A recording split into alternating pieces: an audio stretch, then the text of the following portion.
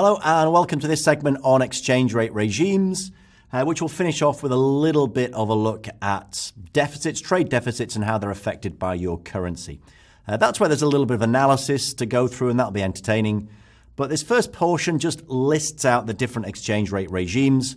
No local knowledge required in this exam, so they're not going to ask you who uses which regime, what goes on. You just need to define each of these. So factual material, last 6 or 7 weeks of your studies, try and get this into your head.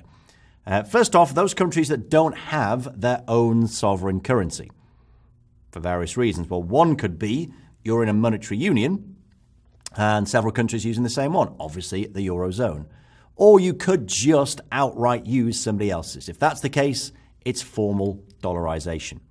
Downside, you don't have control of your own currency. You don't have your own monetary policy. Big downside. What if you do, which is obviously the most common situation, have your own currency? Well, lots of different approaches. First of all, your currency board commits to a fixed rate of exchange for your domestic for foreign currency, so we're trying to fix it. Or you could have a conventional fixed peg. So you're going to maintain it at a pegged rate via direct intervention in the FX markets. So you're buying and selling currency to try and get to that rate, or indirectly via monetary policy. So the direct is intervention, buying and selling in the markets, but the indirect is using monetary policy. Bone of contention over the last decade or so. The extent of monetary policy being used to try and allegedly kickstart economies always ends up having a huge effect on the currency market. So are you actually trying to influence exchange rates? You could have a target zone that gives more flexibility. You're within a range. Again, the 2% is just an example, doesn't need to be.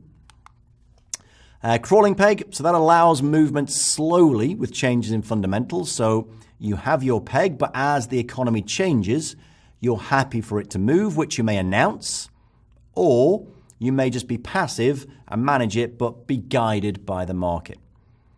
You could then have your floating, a managed float, and independent float. So managed floating rate, no target, but you will manage it through direct intervention on monetary policy, where if it's independently floating, it is market determined. So just a list of 6 different regimes there with your sovereign currency. Classic exam question, describes one of these, and you have to pick one of those 6 from the ABC. Okay, back end, a little bit of chat on balance of payments type information. So we're looking here at trade deficits and then into currency depreciation. But this first slide should make your heart leap for joy.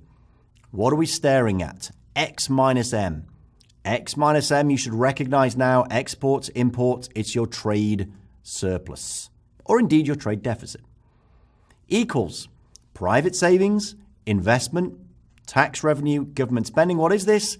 Yet again, if you've looked at other segments, you recognize this as being derived from our income equals expenditure. C plus S plus T, C plus I plus G plus X minus M. We can cancel the consumptions. We end up with X minus M is S minus I and T minus G. We've seen this time and time again. So we can interpret if X minus M is greater than 0. We are saying this side here is positive. Well, that's a trade surplus. When does it happen? Well, look at the right-hand side. When private savings plus government surplus exceeds domestic investment. So when this and the surplus are bigger than the minus I. This is covered in other segments. It's the same thing again. And the opposite is true. If that turns out to be negative, that means private savings less domestic investment is less than the budget deficit. So, most common complaint, I say in the other segments when we see this, people didn't know what they were being asked. Whenever you see the trade balance, the trade surplus, the trade deficit, discussed in terms of government deficits, private savings, investment, it's this fundamental relationship that you are looking for. Finally, let's consider exchange rates and their impact on the trade deficit. This, I think, is good stuff for a couple of reasons. It's right towards the end of the economics readings. And people, I guess quite rationally, when they study, start at the beginning of topics.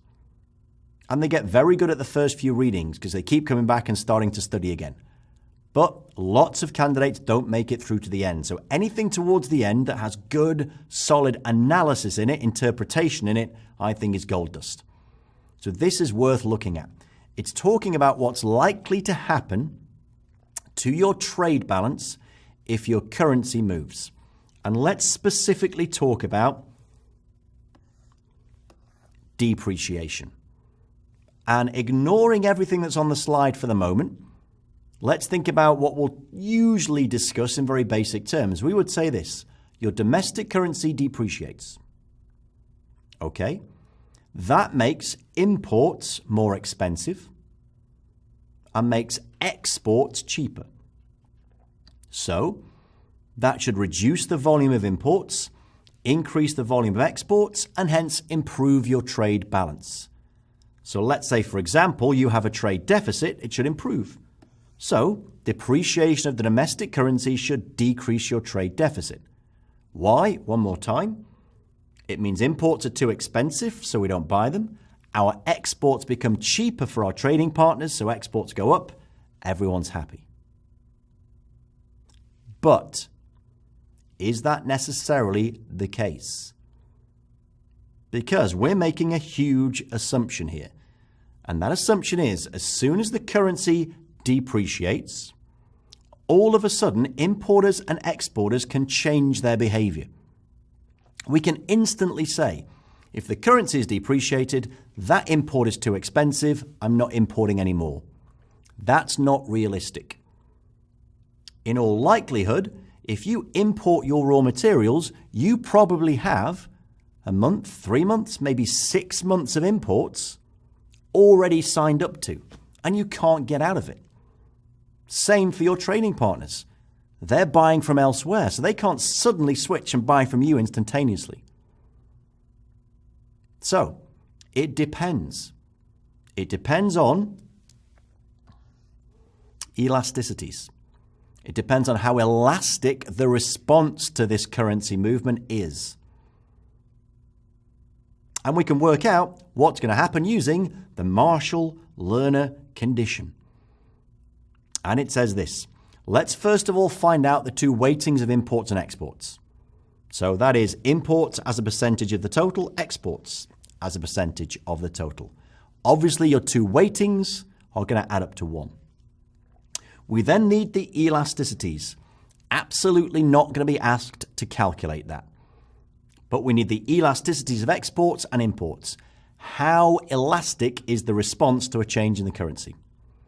And the generalized condition says this: if you take the weighting of exports times the elasticity of exports, weighting of imports times the elasticity of imports minus 1, and they together are greater than 0, then we will get an improvement in the trade balance from depreciation.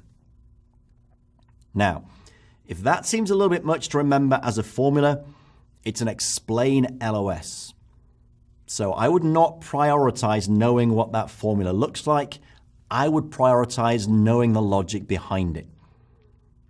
And the logic is this: the response needs to be elastic enough to help our trade deficit. If imports and exports are very inelastic, it will not help. Now, if you want a slightly easier version of that formula, on the next slide, we can make this assumption. If we say exports equal imports, so our trade balance is actually 0, if the two weightings are 0.5, then that formula simplifies down to this, which is nice. If the elasticities added together are big enough, we get an improvement. That's the way I would look at it. But as long as you know the background analysis and justification, I wouldn't stress about the formulas at all.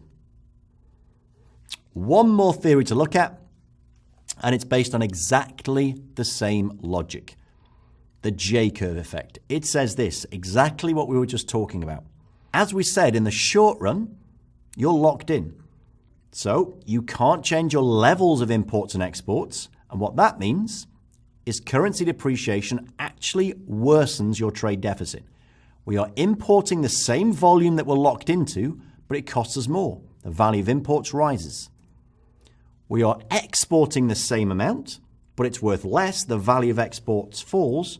So we actually end up with a worse deficit. But in the long run, elasticities increase. That's a golden rule of economics. Things are more elastic in the long run. In this case, it's because we can get out of our contracts, cut imports, and we get more exports. So in the long run, it will start to improve. The J-curve just because we're getting worse and then swooping back up again. So the Marshall Line of the J-curve based on the same ideas. But all of those consider only the flow of goods and services. Final point to make, what if we build in capital flows? Well, the absorption approach includes the effect of those capital flows as well as trade. And basically says this, look, our exports minus our imports, X minus M, is our national income minus our expenditures. Coming back again to that fundamental relationship over and over and over again. And if you look at it in those terms, for depreciation of our currency to improve our balance of trade, exports minus imports, national income must increase relative to expenditure. What that means, well, national savings, all your private savings, all your government savings, so if we've got government savings, tax versus G, they must increase relative to domestic investment in your physical capital. So all we're doing is rearranging that basic idea once again.